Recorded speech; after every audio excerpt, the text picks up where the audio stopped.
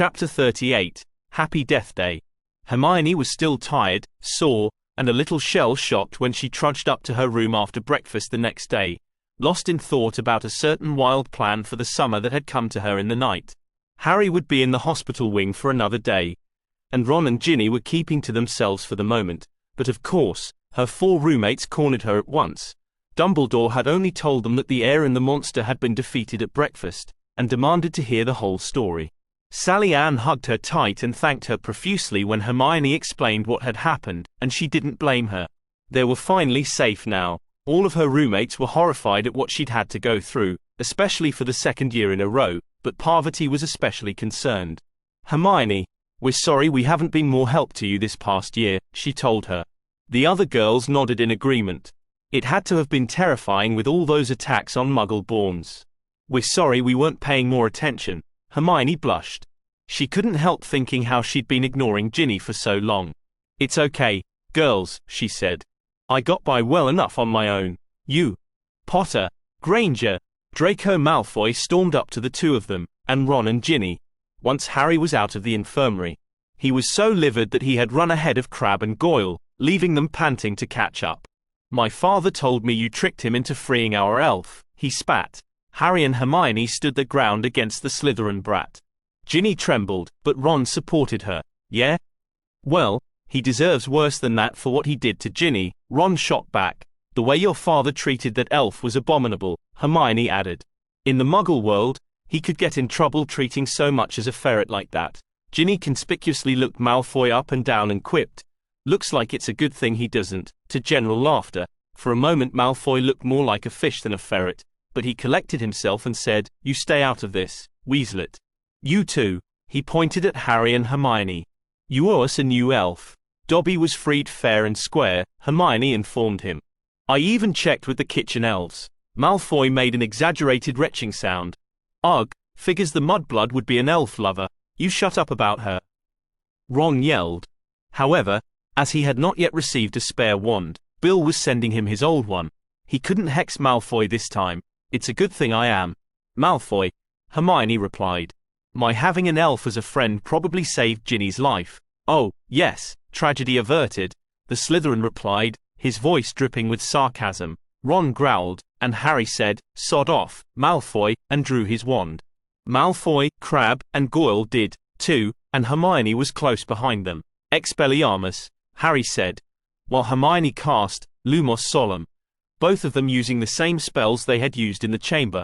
Harry's spell hit Crabbe before he could get one off, and Hermione blinded Goyle, causing his spell to go wide. Malfoy, however, had got creative. Ron's large herbology book was transfigured into an equally large spider, which clung to his robes. Ron screamed like a girl and ran in circles, trying to knock it off. You. Ginny stammered as Malfoy laughed. She drew her wand, and Hermione knew at once what was going to happen and watched Ginny's hand carefully. Chiroptera mucosa. "Ah. You'll pay for this, Weaslett." Malfoy choked before running away from the black bats crawling out of his nose and beating him about the head. "Ron, hold still," Hermione said. She shot the strongest untransfiguration spell she knew at his chest, and the spider turned back into a book and fell to the ground. "Phew, thanks, Hermione," he said. The boys went outside after that, with classes over for the day, but Hermione hung back, saying, "Ginny, could I talk to you in private for a minute? I'm still not gonna teach you that spell," she said with a smirk. Hermione rolled her eyes.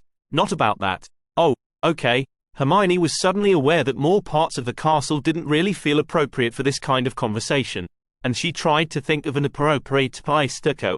Empty classrooms were usually good for a private chat, but they weren't particularly comfortable or intimate, which she really wanted in this case. The common room almost always had people in it, not the privacy she was sure they needed. The library was better, but even there tended to be prying eyes. It seemed odd, now that she thought about it, that there was no really comfortable place in the castle where 2 students could go alone to talk without fear of being interrupted. Actually, no, it wasn't odd, she realized. It would discourage amorous upper-year students. She pulled her map from her robes, though it was still missing a few of the secret rooms, to look for more ideas. "Is that the famous map?" Ginny asked. "Yeah, I just thought I'd look for something more comfortable than an unused classroom." Is it really that big a deal? Maybe not. But I really wanted to find someplace where both of us could talk comfortably. Then, she remembered something Sonia had said. Hogwarts is always having more secrets. She knew a secret or two herself that she couldn't have, drawn on her map. Ginny, would you mind doing a bit of climbing? She said. I want to show you something that very few people know about. Ginny raised an eyebrow, intrigued by her friend's suggestion, and Hermione led her to the grand staircase. They climbed. They passed the 7th floor and into the Great Tower proper. They passed the 14th floor, the highest that students could climb in any of the other towers. Finally, they hit the 17th floor, where things started to turn strange. Everything was a copy of something else in the castle from the 17th floor upwards. More and more distorted copies the higher one went.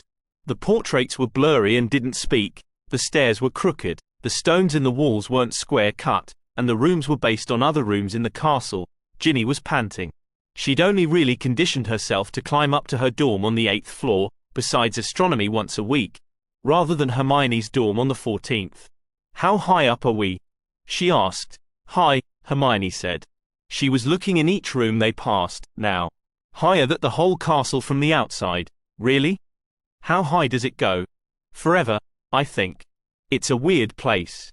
I think it's kind of generated by the magic of the castle. The rooms change when you turn your back, and if you go up another 10 floors, it's downright scary, but we should be okay if we don't go much higher than this floor. Fred and George might have mentioned when I sent them up here. Oh, yeah, I remember. That was a good prank. Hermione kept looking in the rooms as they passed. Classroom, study room, bedroom, 17th floor, 18th floor, 19th floor, jackpot. It was a miniature common room, with a single sofa, a table, and a small fireplace, that might or might not work. It was decked out in Ravenclaw colors, but beggars couldn't be choosers, and she didn't feel comfortable going any higher. She laughed at her find. How many amorous upper year students knew about this little trick? Hermione, what is this place? Ginny asked in surprise. Don't know. The castle just created it. My best guess is that there's some magic that expands the Great Tower, but the castle doesn't really know what to put here, so it just fills it in with bits of the rest of the castle. Come on, let's sit down. Ginny sat next to her on the single sofa. Look, maybe I'm overreacting here, Hermione started, but I wanted to sit somewhere comfortable where there was no chance of anyone walking in on us. No one ever comes up here. We're not really supposed to come up here. Hermione, what's wrong? Ginny asked nervously. Well, the first thing is, I want to apologize to you. Ginny, me? The younger girl said in surprise. Why would you need to apologize to me? I was the one who... No, Ginny. We've been over this. What Riddle did wasn't your fault. That was all on him. Ginny swallowed hard and nodded sadly. Hermione continued, I wanted to apologize because I've been a terrible friend to you. No, you haven't, Ginny said automatically. Yes, I have. I saw how lonely you were at the beginning of the year, and I tried to be your friend. But then, when the attack started, I got scared, and I started ignoring you. If I'd been there for you, maybe you could have. Ginny started to crack. With tears forming in her eyes, she said, No, Hermione, I was the one hiding everything. Tom was. He was trying to make me hide it. I was so scared of Percy turning me in or something. Hey, it's okay, Hermione said, putting an arm around her shoulders. And I mean it. I'm going to try to be a better friend to you next year. I'm going to be really busy with all my classes, but I'm going to try not to leave you out, and I'll tell Ron not to leave you out, either. Ginny chuckled weakly at that. Thanks, Hermione. It's really no trouble. The other thing was, I wanted to ask how you've been holding up. What? I mean, I'm fine. I mean, I'm doing okay. Ginny, please. I know Harry thinks you're perfectly happy again. And I'm sure Ron wants to think that. But I'm not so sure. I know I'm not okay right now. I'm already having nightmares, and I feel close to panicking sometimes. She could see the dark circles under Ginny's eyes, too. I'm honestly not sure even the boys are okay, but I really don't think you are. And that's nothing on you, mind. We've all been through a really traumatic experience, and as brilliant as Dumbledore is, in the Muggle world, you don't just send someone to bed with a mug of hot cocoa after something like that. You give them someone to talk to. If you want to, that is. Ginny started shaking and crying openly. Suddenly, she threw her arms around Hermione and clung tight to her chest. I can't, she muttered. It's okay, Hermione whispered, stroking her hair. I understand if you don't want to, but I don't know how much Ron told you about what happened last year, when Professor Quirrell died. I was there, remember? And it was scary. But last summer, my parents made me talk to a counselor. It's like a muggle mind healer, except they mostly try to help by talking. We used a cover story. Anyway, at first, I didn't want to talk about it any more than I had to, but after I did, I was glad I had. It really did help. Actually, it was why Hermione had thought to have this conversation with the little redhead in the first place. Ginny whimpered softly and sat still in Hermione's arm for a few minutes. And then, haltingly, she started to speak. With Tom, he was always there to talk to me. He was always nice to me. He had nice things to say when I was scared or worried. I thought he was helping me. He even helped me with my homework sometimes, but then it was all a lie, wasn't it?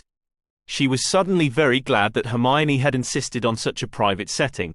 Hermione tried to remember the way her counselor had talked to her and said, "That must make it really hard to trust people, doesn't it?"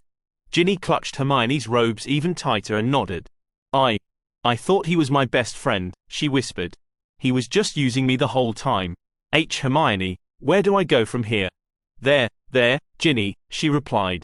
Just think about what you really do have. You trust your mum and dad, don't you? She looked up and nodded again. Uh-huh, and you trust your brothers, right? Yeah, except. She broke away and curled up in the corner of the sofa. What? It's hard with Percy, she admitted. You know he loves you just as much as the others, Hermione insisted. I know, but I just don't think he gets it. He's so worried about becoming head boy, she complained. I don't know. You said you thought he would turn you in, Hermione recalled. Why? Because he's Percy. Ginny burst out. Because that's what he always does. Because that's his automatic response. Because you thought he'd do it, for your own good. Whether it was the right thing to do or not. Yes. Exactly. I know he wants to help, but I thought he'd just make it worse. Hermione could see it now. Percy was what she could have become if she hadn't met Harry and Ron, an overachiever, a stickler for the rules, and always deferring to authority, right or wrong. She could see how it would grate on all of his younger siblings. After all, she had grated on Ron pretty hard at first. I trust you, too, Ginny blurted out, and immediately regretted it. It made her feel incredibly vulnerable.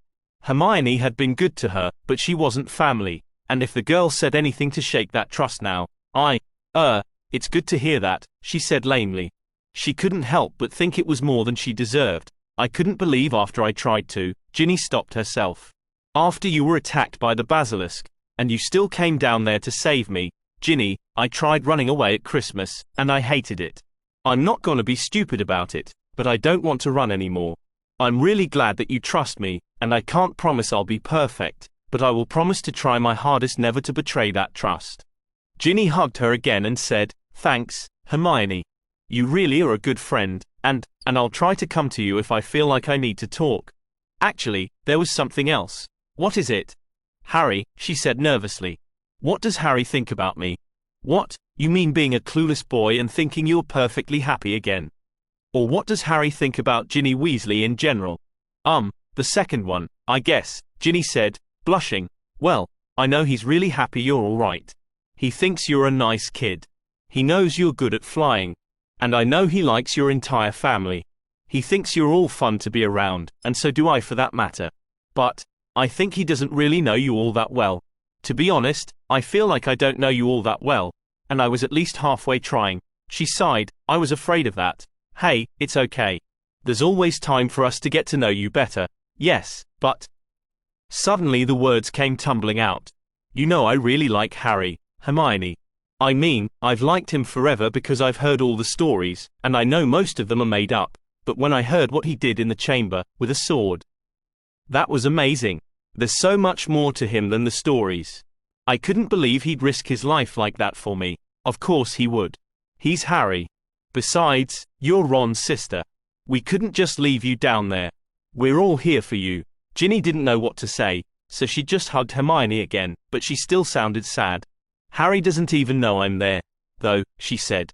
Not normally, anyway. I want to get closer to him, but I can't even talk to him. I try, and I just freeze up, and it's got even worse now. I'm so worried he's never going to notice me.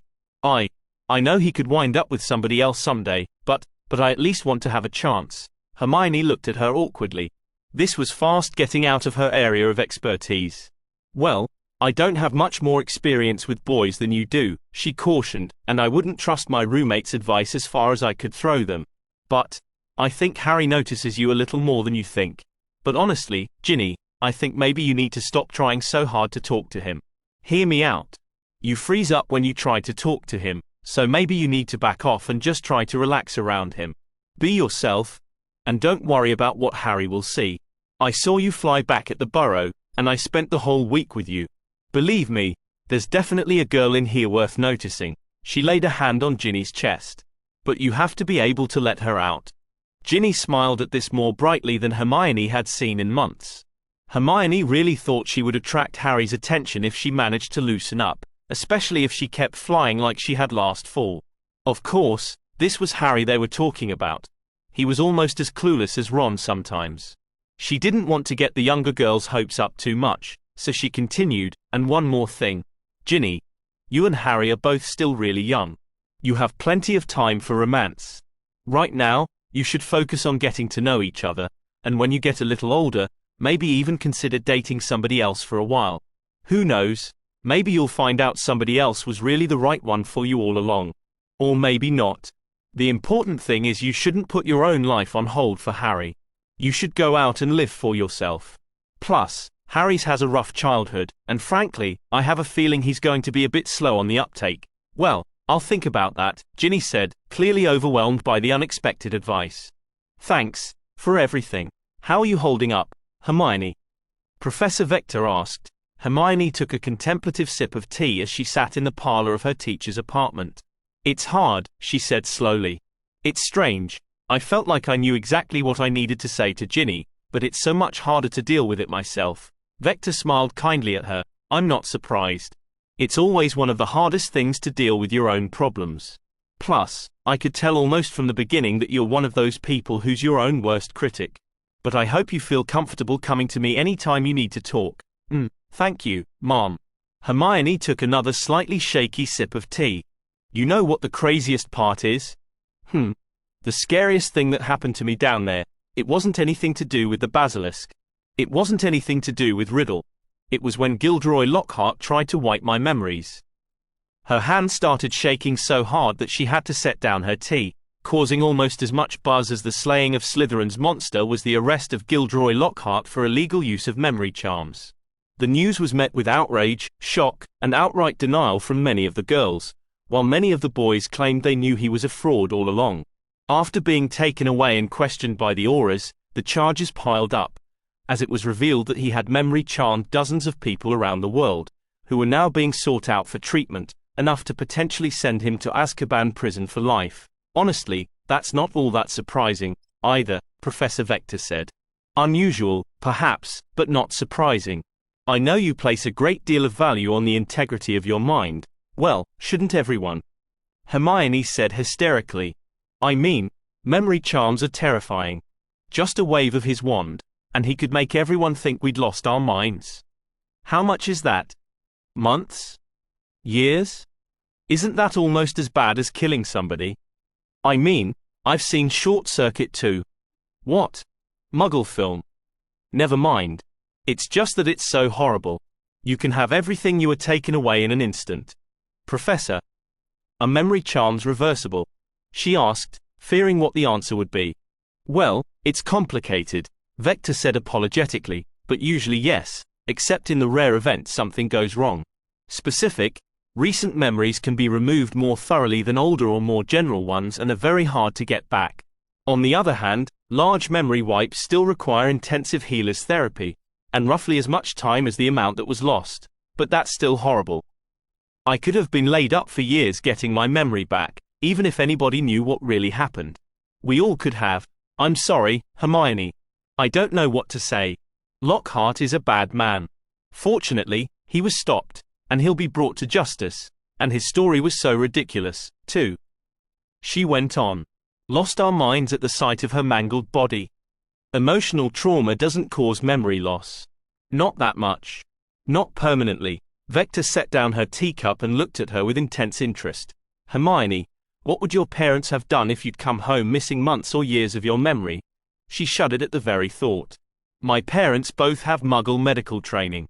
They would have taken me to a Muggle doctor for a second opinion, she realized with a start.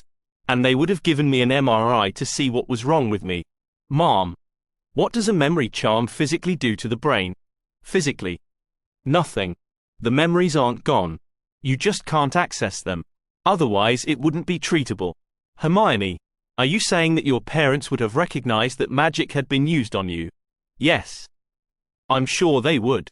If they saw I'd lost my memory, but nothing was physically wrong with me, they'd immediately think magic, especially after last year. After this, Vector laughed loudly and heartily. Merlin's beard.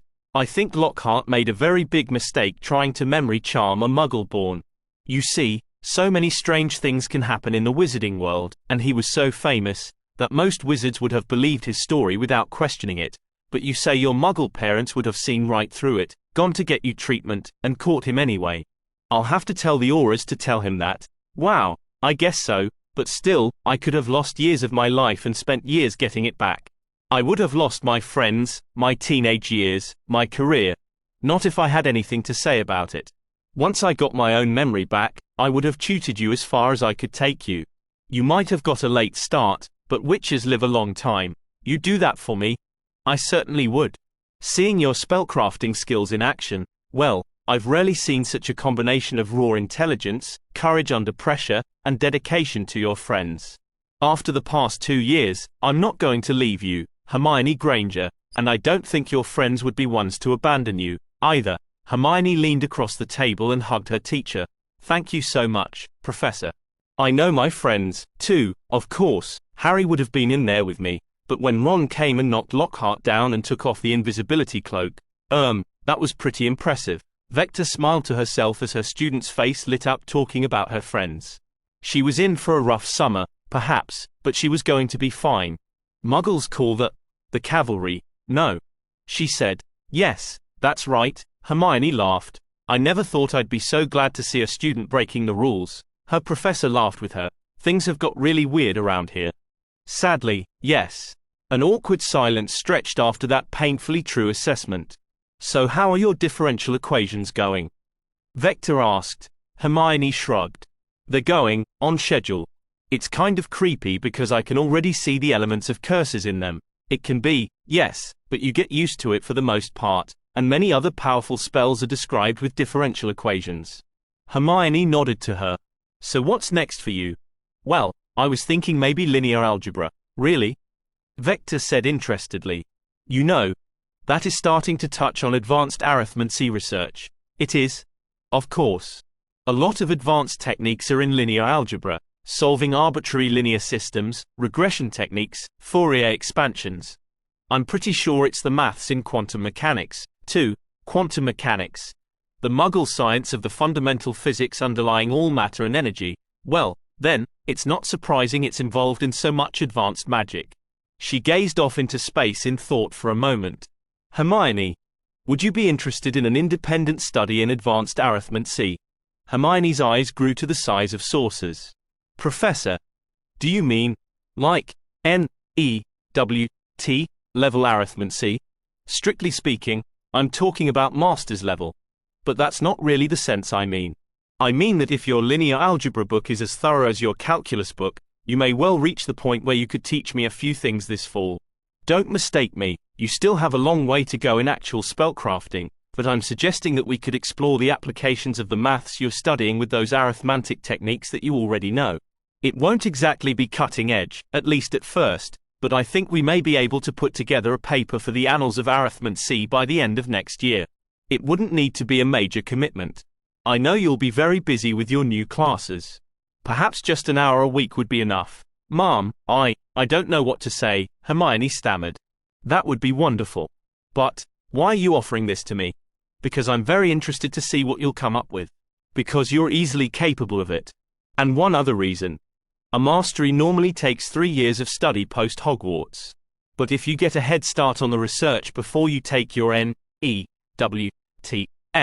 I believe you could complete one by the time you graduate. Hermione squealed with delight as she ran around the table to hug her professor. Yes, Vector thought. She's going to be just fine. So let me get this straight, Cedric Diggory said. Life went on after the incident, as did Arithmancy class, and so the study group. You invented a new variant of the color change charm. On the spot, in your head, Roger Davies emphasized. And it let you look a giant basilisk in the eye without even losing consciousness, let alone being petrified. Basically, yes, Hermione said. I blocked out almost all of its eye color, so I pretty much couldn't actually see its eyes. And even then, it felt like being hit in the head with a bludger, or so I assume. Cedric threw up his hands at that, although he and the others were still smiling in admiration. That's it, he said. You win. You win at Arithmancy forever. I could never come up with a spell in my head like that. Oh, I'm sure you could in a pinch, Hermione said. Especially one that we've studied in so much detail, like the color change charm. Yeah, we could, Roger said. But we could never make it look easy, like you can. We're proud of you, Hermione, said Alicia Spinnet. I know Gryffindor is. Hufflepuff and Ravenclaw had victims, too, Cedric pointed out. Yeah, you might have saved Penelope's life, Roger said, and I think everyone's glad the school won't have to close. Hermione blushed. Oh, and Filch even came up to me yesterday and thanked me for defeating the monster. Filch being nice, Alicia said, shaking her head. Only you, Hermione. So how are you holding up? Oh, I'm getting by. Professor Vector's been a big help. But I'll feel better when I convince my parents to let me come back again. They wouldn't withdraw you. Alicia gasped. Hermione shook her head. They wanted to last year, and again at Christmas. I'm gonna try my hardest to come back. You'd better. The monster's dead. The threat's gone, now. I know, but you how parents can be. I'm gonna try, though. Well good. And you know you can still come talk to us, too. Aha. Thanks. You know, this polyhedra stuff is actually pretty interesting, Roger said, opening his Arithmancy book. Yeah, it's nice that they actually teach the Archimedean solids. Hermione replied. They were interrupted as they saw a girl with black hair and tan skin approach the table. Oh, hi, Rebecca. Roger said. Hey, Roger, Rebecca Gamp replied before turning to her youngest classmate. So is it true what they're saying, Hermione? She asked. About the basilisk and the spellcrafting and stuff? Well, not 100%, Hermione said. But most of the rumors I've been hearing are more or less right. Rebecca shook her head in disbelief. I don't know how you got so good, she muttered. Hey, sorry I didn't help you out the other day, but you were being pretty vague. Rebecca sounded more annoyed about it than anything else, but Hermione replied politely, it's all right. It all worked out in the end. It had taken 3 long weeks for the mandrakes to mature after the basilisk was killed so that the victims of its petrifying gaze could be revived. Once that happened, Hermione worked up the nerve to talk to a certain one of them. One she had wanted, and feared a little, to talk to for months. Things had got a lot better for her now, but on top of the nightmares and the horrors of Riddle, the basilisk, and Lockhart, there was still one nagging fear that was eating at the back of her mind. Excuse me, Sir Nicholas. The ghost turned in the air. Madame Pomfrey, Professor Snape, and Professor Dumbledore had put their heads together and decided to just spray the mandrake restorative potion through nearly headless Nick in a mist. Even though ghosts couldn't taste food, it actually worked, and Nick was back to his usual, mournful, silvery self. Why, hello, Miss Granger, he replied. I was wondering if I could ask you a few things, Sir Nicholas. I've tried to ask Myrtle, but, well, I think she's too young, and being a muggle-born doesn't do her any favors. Oh, I suppose so, Nick sighed.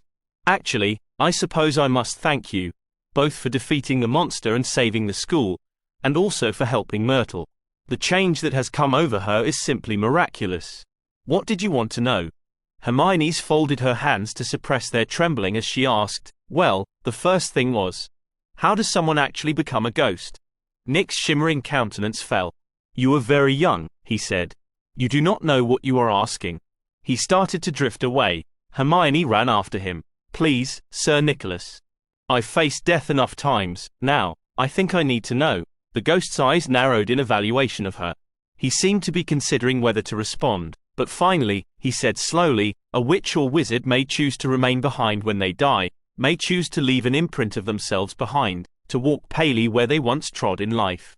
But very few choose that path, and it is not a path I can recommend." What? She thought. Did Nick think she wanted to become a ghost? He had to be mad.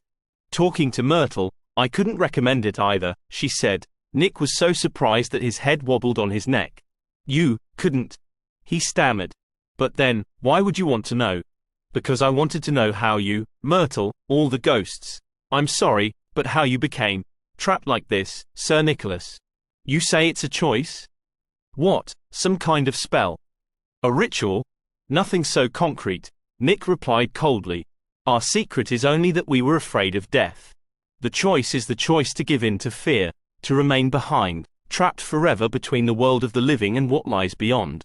I am here because my Gryffindor courage failed me." Hermione frowned and shook her head. "But that doesn't make any sense. Lots of people are afraid of death. But I can do the maths, and ghosts have to be rare, 1 or 2 in 100 wizards, by the look of it. What's so different about them?" "No offense. It is not ordinary fear," Nick clarified. "A witch or wizard becomes a ghost if they are more afraid of death than they are of the pale half-life of a ghost, even if they are not consciously aware of that choice." "Oh." Hermione sighed with relief. Hadn't she told herself explicitly that the fate of a ghost was a fate worse than death? It was a strange comfort to hear that magic itself was aligned with her values. She feared death, certainly. How could she not when she was confronted with it at 13? But she would not give in to fear. Still, it wasn't good that the ghosts who had made that choice were forced to suffer for it. "Isn't there any way for ghosts to move on?" she asked. "That's what happens in Muggle stories." Nick shook his head sadly. "We do not know, or if we do, I've forgotten. None have seen it. Since only magical beings can become ghosts, there are some who believe that if all the magic was somehow drained from the world, Merlin forbid, then all the ghosts would fade. There are others who believe that if a ghost came to regard the unknown that lies beyond the veil as less frightening than their own meager existence, then they would go on, but because ghosts cannot grow beyond what they were in life, none has ever been seen to do so." Hermione nodded solemnly. "So there was no real help for Myrtle or any of the others, then?" "There was something else I was wondering, Sir Nicholas." "Yes? I was thinking about your Death Day party. Where do ghosts get quills, ink, and parchment to write letters? Where do they get musical saws to play or ghost horses to ride?" Nick tilted his head to the non-flopping side, of course, as he regarded Hermione. "Strange to see such an interest from one so young," he said. "As for the horses, ghosts may take some of their property with us when we die. Just as we retain imprints of our clothes, swords, and jewelry, so may avid riders ride into the afterlife on ghostly horses. As for the other effects, there is a ritual, of sorts. When an object is burnt in a magical fire, a ghost can reach in while it is burning and pull out a ghostly copy of it, provided it is small enough to lift." "You can," Hermione said. "But then you could make food." "Not food. The burning is still a transformation, of sorts. Gamp's law of elemental transfiguration applies to ghosts, too. Just as our wands become mere sticks in the afterlife, so too we cannot acquire intangible food." "Ah, I understand," she said. "That actually makes quite a lot of sense. Was there anything else, Miss Granger?" Hermione thought about another tidbit she'd learnt recently. "Well, come on, Myrtle," Hermione said. "I arranged the whole thing with Sir Nicholas. We've got all the ghosts in the castle and a few from outside, and 5 live guests. And the bloody barons even agreed to keep Peeves away. You've been feeling a lot better since the whole basilisk incident, haven't you? You should get out and live a little." "Oh, I guess, since you've been so nice to me." Myrtle Warren floated through her stall door and followed Hermione out of the bathroom. Hermione had noticed the dates in passing and subconsciously subtracted them to discover that the 13th of June was Myrtle's 50th death day. It would be a crime, she thought, not to have a party for her on such an important day, in ghost culture, especially when she had cheered up so much, though cheered up was still pretty maudlin coming from Myrtle, after having her death partially avenged. Convincing Nick to help set it up was the easy part. Convincing Harry, Ron, Ginny, and Professor Vector to attend was the hard part. They descended the stairs to the dungeons.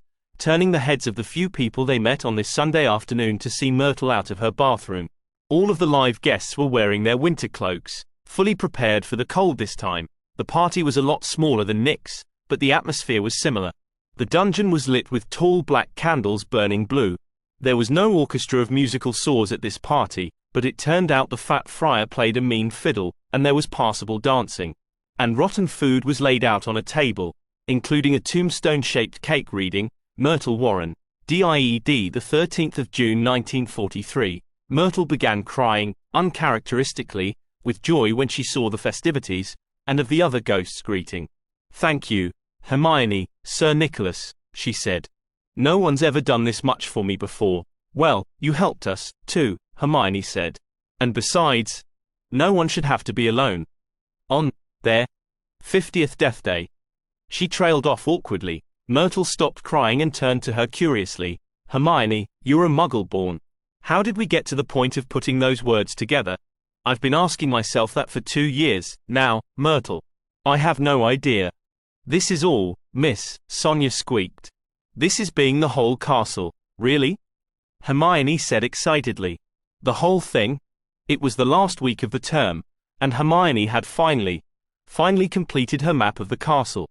Sonia was showing her around the last section, the 7th floor of the East Wing, and had stopped beside a ridiculous magical tapestry of trolls in tutus. Next year, she decided, no more pacing off and detailed measuring. Just a quick once-over to see what had changed. But then, Sonia clarified her statement with a cheeky grin. "There is being one last secret room, Miss. It is right here, Miss, but it is being extra special, and Sonia will tell Miss Hermione Granger about it in the fall." "What?" Hermione said in disbelief. "Sonia will tell Miss Hermione Granger in the fall," the elf repeated. But why?" she whined. Sonia giggled. "Because this room is being extra special, and Miss Hermione Granger will want more time to explore it. Sonia, you can't do this to me." She couldn't believe the elf would make her wait all summer to learn about the one last room on her map. She might not even be coming back in the fall, but no, she refused to think that. Well, Sonia supposes Miss Hermione Granger could order her to tell. Sonia said innocently. That little rebel. She knew Hermione didn't like giving elves orders, no matter how willing she was to accept their station in principle. "All right, you win," she grumbled, causing the elf to giggle again. "Should we go back to your quarters, then?" With that, Sonia's ears drooped, and she looked down at her feet. "Sonia is not thinking that is such a good idea, Miss. The other elves is scared to be close to you, Miss. They is afraid you will try to free them, Miss," she whispered. "That's ridiculous," Hermione said. Dobby's situation was completely different. "All the Hogwarts elves are happy here. Didn't you convince me not to try to free them when we first met?" "Of course, Miss, but freeing an elf is a very great offense. And the other elves is still not liking it," Hermione sighed, remembering the plan she was working on. She had cleared everything with Professor Dumbledore and had mentioned her plans to a few people as she wrote her parents, pleading with them to hear her out when she got home. "Well, they're going to have to get used to it," she said. "One way or another, Dobby's going to be working here next year." Sonia winced slightly, but she nodded. She seemed to think Hermione's plan was as bizarre, if not outright wrong, as Hermione found the enslavement of the elves in the first place, and she wasn't crazy about Hermione's idea for a number of reasons. "What is going to happen next year, Miss, if Hermione Granger is not needing to call Sonia?" she asked. "I'll still visit, of course, Sonia," she assured the elf. "Even if some things change, you're still my friend, and I don't abandon my friends." Sonia smiled at that and hugged Hermione. "Thank you, Miss. You is a good friend, even if you is a strange witch." Of course, Sonia wasn't exactly a normal elf either to be brave enough to say that out loud. Yes, by witch standards, Hermione's life was pretty strange. Why do I suddenly feel like Luna Lovegood?" she thought. It wasn't until the very last day of the term, she'd passed her exams with flying colors, of course, when Hermione finally got the visit she'd been waiting for. She was sitting under a tree out on the grounds working on her differential equations, when she heard a pop beside her. She looked up and saw a middle-aged elf with a long, thin nose and tennis ball green eyes. He still looked pretty badly scarred, but his bruises had faded, and he was proudly standing up straight and tall, all 3 feet of him. "Miss Hermione Granger." the elf said. Miss Hermione Granger put out word to the elves for Dobby to come speak to her, and Dobby has come. Hermione smiled as she remembered the unusual letter she had posted to her parents a month earlier. Dear Mum and Dad, this is going to sound really strange, but could you please tell me what is the most money you'd be willing to pay for a live-in domestic worker who is allowed to use magic at home? Please just give me a number, even if it's lower than you could in good conscience pay somebody. I'll explain when I come home. Love from Hermione. Hello, Dobby, she said, rising to her knees so that they were eye to eye. Would you like a job?